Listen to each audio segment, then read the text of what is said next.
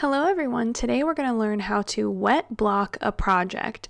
I'm going to be using some Eucalyptus, not sure how to pronounce it, wool wash. This is a no rinse soap that's made for this exact purpose. I'm going to be blocking a shawl that I've been working on, and I'm going to be using some other materials here that I'll link in the description box below. I'm going to be using some rainbow knit blockers from Knitter's Pride. These are great and they're really helpful. All of these materials are on Amazon, but I'll be publishing another video on steam blocking next week that uses fewer materials, so if you want to hold out for that, you can. I'm also going to be using some straight pins or T-pins. These are also linked in the description box below. I'm going to need a regular measuring tape, just a regular flexible one. I do want to mention that I am going to be blocking something made with animal fiber, that's wool. That's what I like to wet block with. I'm also going to be using these blocking mats. These are from Amazon as well, and I like these because they have the lines on them to keep nice straight lines for my shawl. You're also going to need a tub. So here's my shawl I'm making. I will be posting this pattern hopefully in the next week or two over on my blog. It's really simple, but it uses my hand-dyed yarn from Handmade Home Fibers. If you haven't heard of it, I dye my own yarn at handmadehomefibers.com, and I used it to make this shawl. So I'm going to get going here. I've already finished the shawl and woven all my ends. I'm going to put just a dab of this soap into my tub and then fill it up with room temperature water. You only need a little bit. You can use this method to block really any type of project. You can block something as small as a hat or headband. Shawls are great to get a nice perfect crisp shape. And what blocking really does is just relax the fiber and make it really soft and malleable. I love blocking all of my finished projects to make them just as soft and squishy and drapey as can be. So I'm going to push this into my soapy water and soak for 30 minutes. After it's been soaking for 30 minutes, I'm going to very, very, very carefully take this out of the water. Don't pick up like one piece of it or one corner and just drag it out of the water. That's going to stretch it out.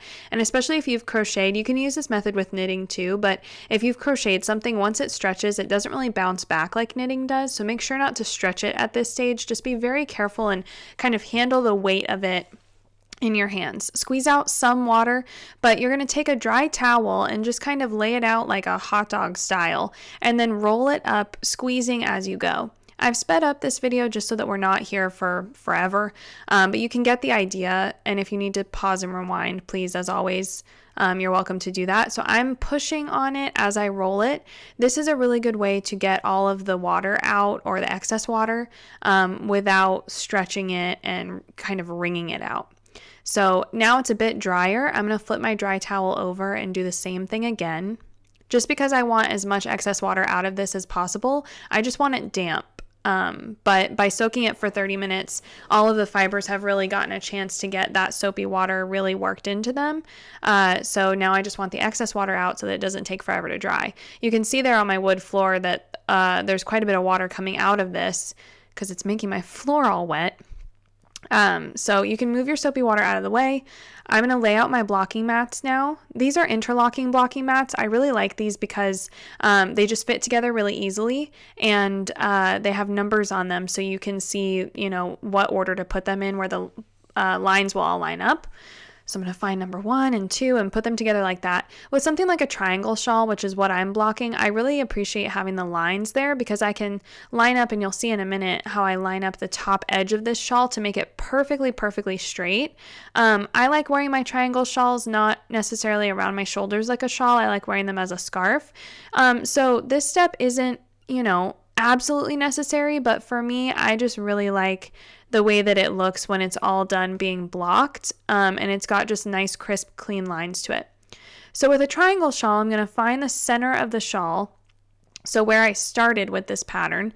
I'm going to line it up on one of those top lines. I'm going to take my knit blockers and just kind of press them into the edge of the shawl. I'm not going to press them like farther into the body. I'm going to try to go along the edge, and I'm going to line up that straight piece along that line. So you can see that I'm kind of lining it up. I'm stretching it just a little bit to get a nice, crisp, clean edge. You don't need to yank it and stretch it as far as it'll go, but you can, manipulate it a bit to get it to make the shape that you want. Again, when you're working with this, try not to really like yank it and pull it and let it drag all over the place, because it is wet. It's a little heavier, so it will stretch out if you aren't careful. So now that I've gotten the whole top edge done, I'm going to measure one side and then measure the other side to make sure I have the same measurement. And I'm actually off here by 2 inches. This right side is 2 inches shorter. So these squares on my blocking mats are actually 1 inch by 1 inch. So I know I just need to kind of flatten it out and stretch it out a little bit to make it 2 more inches long. And that's just to make it nice and symmetrical. Adjust your knitting blockers as you need to make them evenly spaced. Now, I don't have enough blocking mats. I only have one set, and they're not big enough for this huge project. So what I'm going to do is I'm going to pin it along one side down to the point. So you'll see me adjusting my mats here a bit to get it to make it all the way down there. I could block just one piece of it, let it dry, and then redo this whole process with the bottom side, but I really don't have time for that, so I'm just going to kind of stretch it, flatten it all out. I'm going to pin the bottom first, and then I'm going to kind of like fill in the space along this edge, meeting up with the top edge that I've already blocked.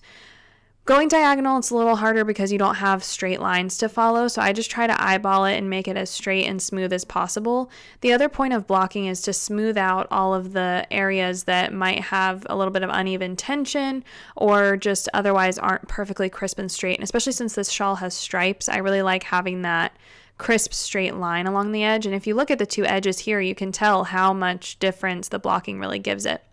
So to fill in my space so that I can still block this other edge and make it nice and even, I'm going to just put another dry towel under here, folded to kind of mimic the same thickness as the blocking boards. I'm going to spread this out, smooth it out to get it as straight as I can, and then I'm going to use those straight pins, those T-pins. You can also use straight rust-proof sewing pins. To do this part. You can also do your whole shawl like this with just a towel and sewing pins. You don't have to buy all the materials that I have shown you. I like having those materials on hand because it makes the process a little easier for me. And I do block things really frequently, so it was a good investment personally, but it's totally up to you. You can do your whole shawl like this on a towel, and it pretty much does the same thing. So after you've pinned it all down, I leave it just like this to dry overnight. It'll be dry to the touch when it's done. You can see my son running around here. I go ahead and remove all my pins, all of my knit blockers, and then my shawl is done. I'm just going to add some tassels, which I'll be posting the video for that here as well next week. So watch out for that video on how I make my tassels, and just enjoy your blocked project. I hope that this helped you guys understand how to block a project using the wet block method. Thanks so much for watching.